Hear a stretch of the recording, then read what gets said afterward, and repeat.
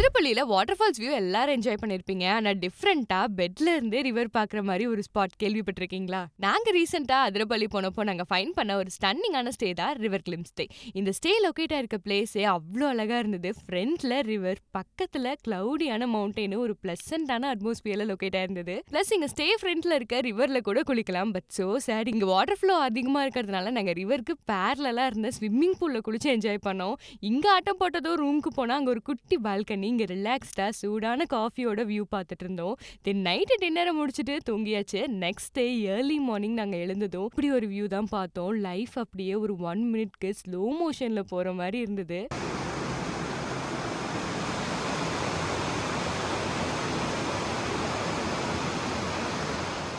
And again swimming பூல்ல ஃப்ரெண்ட்ஸோட ஃபோட்டோஸ்லாம் எடுத்துட்டு என்ஜாய் பண்ணிட்டு பிரேக்ஃபாஸ்ட் சாப்பிட்டதும் செக் அவுட் பண்ணிட்டோம்.